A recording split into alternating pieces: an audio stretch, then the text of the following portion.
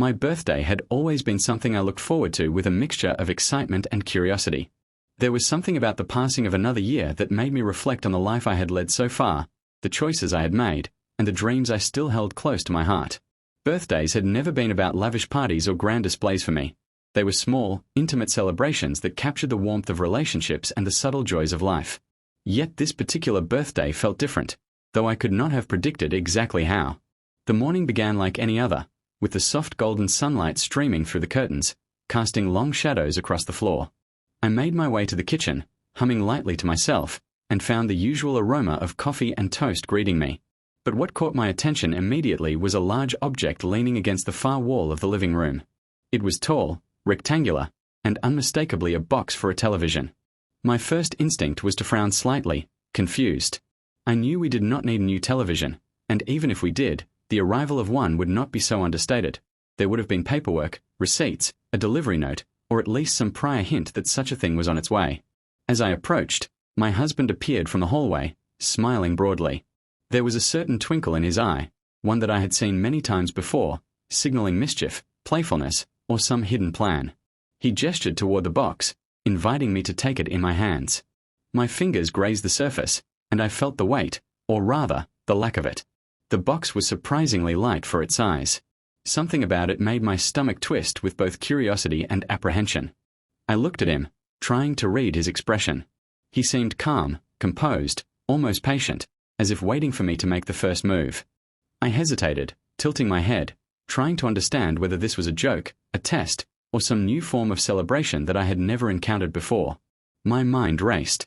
Could this be one of those elaborate surprises people sometimes arrange in movies or novels, where the absurdity of the first impression masks a profound and moving revelation inside? Or was it something else entirely? I set the box on the table and began to examine it carefully.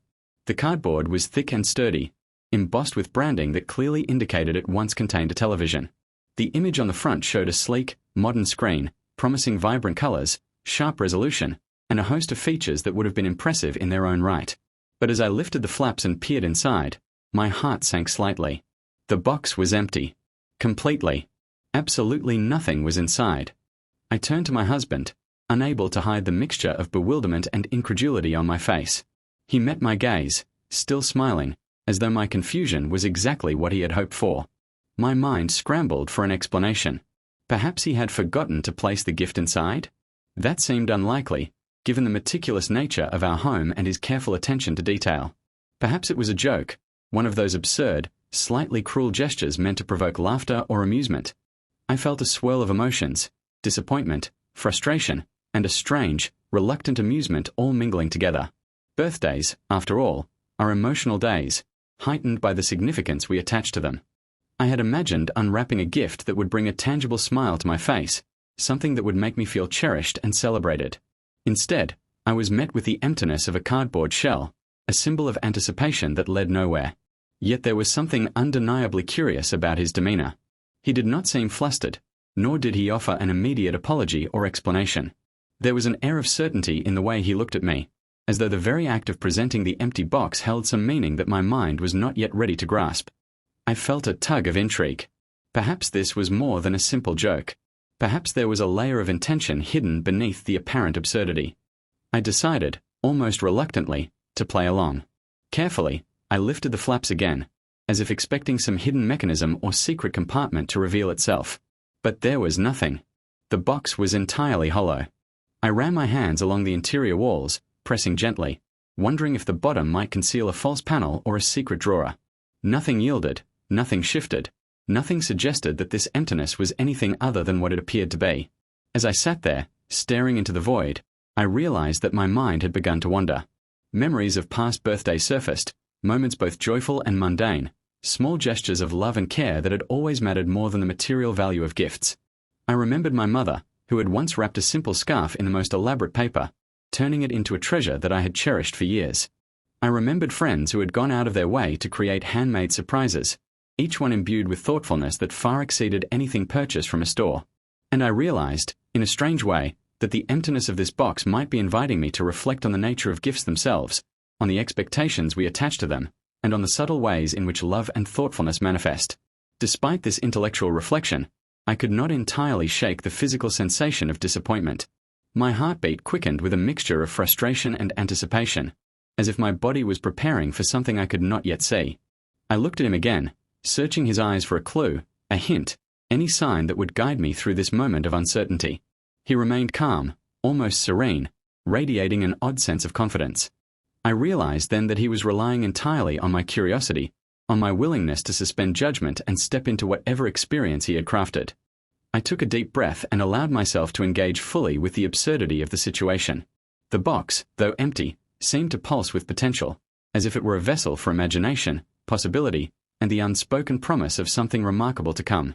I imagined it not as a simple cardboard container, but as a gateway, a threshold between the ordinary and the extraordinary, a catalyst for the unfolding story that had yet to reveal itself. My fingers traced the edges again, and this time I allowed my mind to wander freely, envisioning worlds, adventures, and moments that might lie just beyond the surface of what I could see. Time seemed to stretch, each second drawn out by the intensity of anticipation. I could hear the soft hum of the city outside, the gentle patter of rain on the windows, the faint creak of the floorboards beneath our feet. And amidst this ordinary backdrop, the empty box became a focal point, a symbol of mystery and intrigue that transformed the room into a stage for the imagination. I felt a strange thrill, an electric current of possibility that ran through me, compelling me to embrace the unknown with a sense of wonder rather than resistance. In that moment, I realized something profound. The true gift was not the contents of the box, but the experience it created. It had forced me to confront my assumptions, to question my expectations, and to explore the landscape of curiosity and imagination. The emptiness was not a void. It was a canvas, a space waiting to be filled by the stories I could imagine, the laughter I could share, and the memories I could create. My initial frustration began to give way to amusement, a soft, bubbling laughter that rose from the depths of my chest. I could feel the tension in my shoulders ease, replaced by a lightness that made the absurdity of the situation almost joyful. It was as if the universe had conspired to remind me that life's most memorable moments often emerge from unexpected, even ridiculous circumstances, and that the ability to find humor and meaning in them is itself a rare and precious gift. As I continued to sit there, contemplating the empty box, I noticed a subtle shift in my husband's expression. The corners of his lips lifted slightly, the twinkle in his eyes deepened, and I felt a quiet, unspoken connection between us. It was a reminder that the act of giving is not always about the tangible object, but about the shared experience, the dialogue of anticipation, surprise, and discovery that unfolds in the space between two people. I reached out and touched the box one more time, letting my fingers linger on the smooth cardboard, feeling the weight of emptiness and the promise it held. And in that simple, unassuming moment, I understood that the journey had begun, that the story was already in motion, and that the gift, though not what I had expected, was exactly what I needed. The ordinary world had shifted slightly, revealing a new perspective, a fresh sense of possibility, and a renewed appreciation for the unpredictable, delightful chaos of life itself. By the time the day moved forward, the box had transformed in my mind from a source of confusion into a symbol of wonder. Each glance at it reminded me to approach life with curiosity, to embrace the unexpected, and to find joy in the spaces where certainty dissolves. It was a birthday unlike any other, not because of luxury or grandeur, but because it challenged me to see beyond the surface, to engage with a mystery, and to recognize that sometimes the emptiest spaces hold the richest potential. And so I sat, smiling quietly to myself, feeling the subtle pulse of anticipation, knowing that the story was just beginning, and that the real adventure lay not in the gift itself, but in the journey it had inspired. The next morning, I awoke with a lingering sense of curiosity and amusement from the previous day. The empty box still sat in the living room, upright and imposing, a silent testament to the unusual gift I had received. I had spent the night turning the event over in my mind, imagining all the possibilities, the what ifs, and even crafting elaborate scenarios in which the box contained secret compartments, miniature worlds, or hidden messages meant to challenge my perception.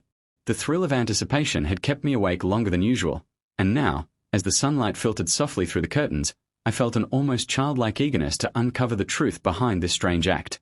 Yet, the truth I would soon discover was nothing like the whimsical stories I had concocted. I was in the kitchen, making coffee, when my husband appeared behind me, a slightly guilty look on his face that immediately set my mind racing.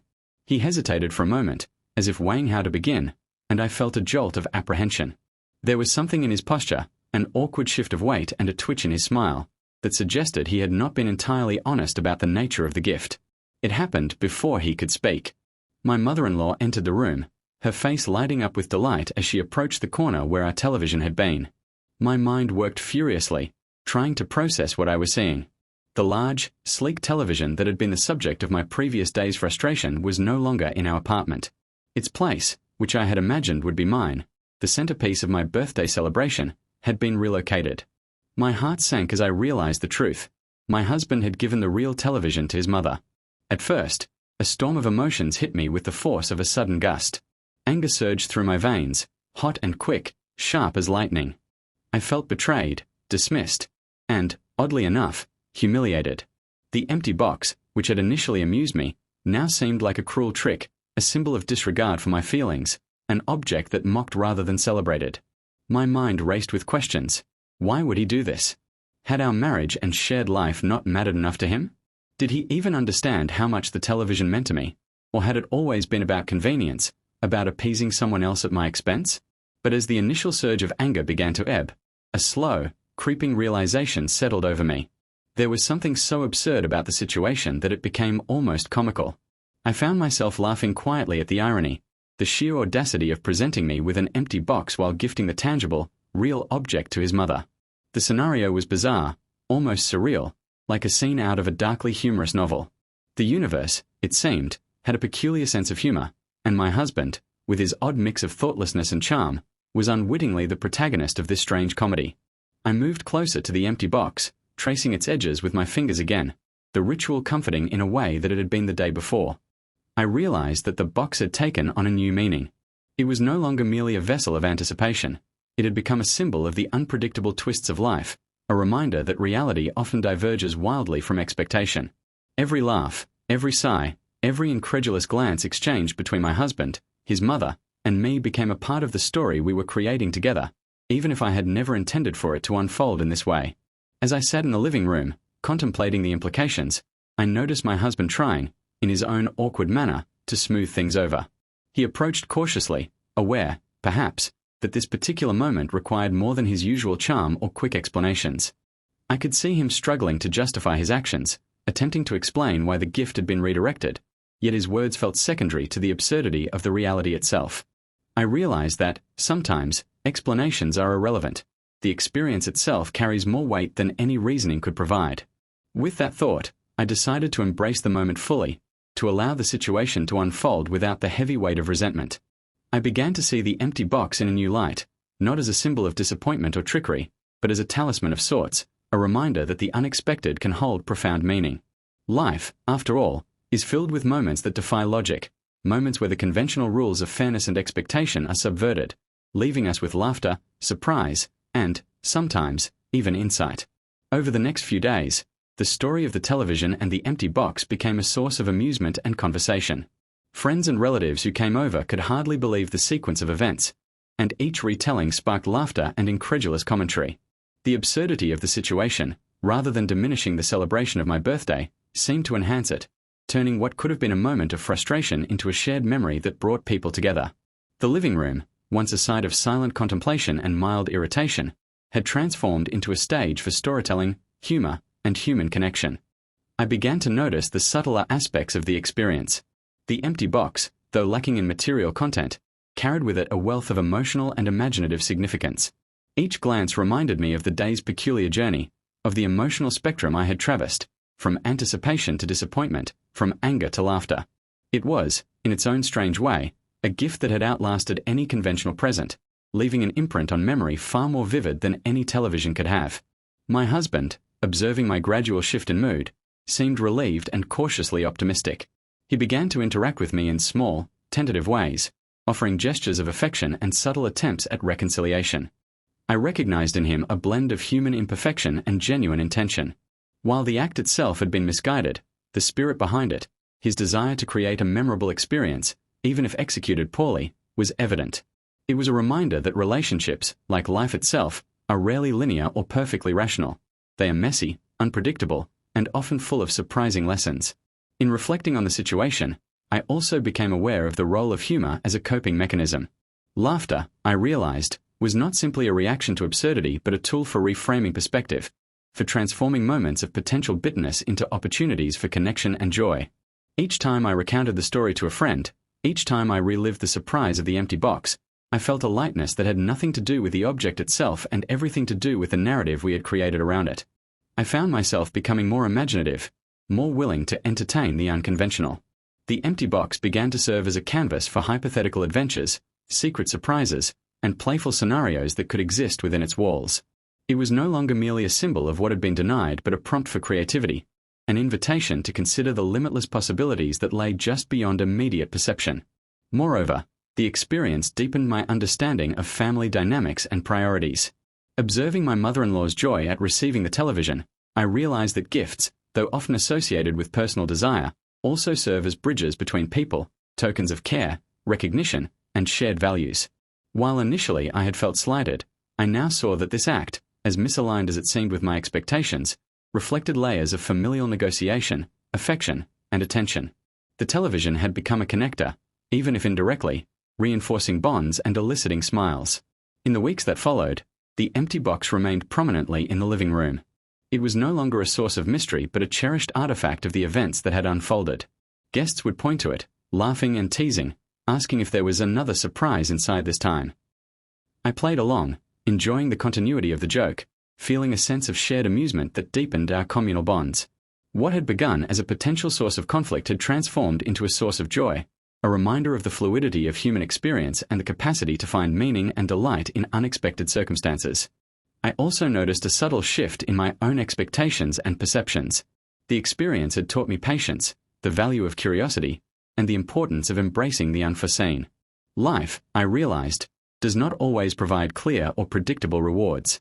Some of the most memorable moments arise from ambiguity, surprise, and even initial disappointment. The empty box, absurd and enigmatic as it was, became a metaphor for this broader lesson. The richness of life often exists in the space between expectation and reality, in the moments that challenge our assumptions and compel us to engage with the unknown. Over time, the story of the birthday television became a recurring narrative in our family. It was retold during dinners, recounted to new friends, and even referenced in small, humorous ways that reinforced our shared identity. The incident had transcended its immediate context, evolving into a symbolic tale about patience, humor, and the unexpected joys of life. Each retelling carried subtle variations, playful exaggerations, and a sense of communal storytelling that enhanced our appreciation of the absurdity, creativity, and connection inherent in the experience. I found that my initial frustration had been entirely transformed. The emotions I had felt, anger, disappointment, bewilderment, had been reframed by perspective, reflection, and humor. The television, now long in my mother-in-law's possession, had ceased to matter materially. What mattered was the story, the laughter it generated, and the insight it offered into the dynamics of expectation, generosity, and human connection. The empty box, paradoxically, had become more valuable than the television itself, a repository of memories, laughter, and imaginative possibility. Ultimately, I realized that this experience, though strange and initially disorienting, was a gift in itself. It reminded me that life rarely unfolds according to our precise plans, and that joy often emerges from the interplay of anticipation, surprise, and reflection. It highlighted the importance of embracing imperfection, of finding humor in absurdity, and of valuing experiences over material possessions. Most importantly, it underscored the depth and complexity of human relationships, and the subtle ways in which love, attention, and intention manifest, even when wrapped in unexpected or unconventional forms. By the time another birthday arrived, the empty box had become an iconic symbol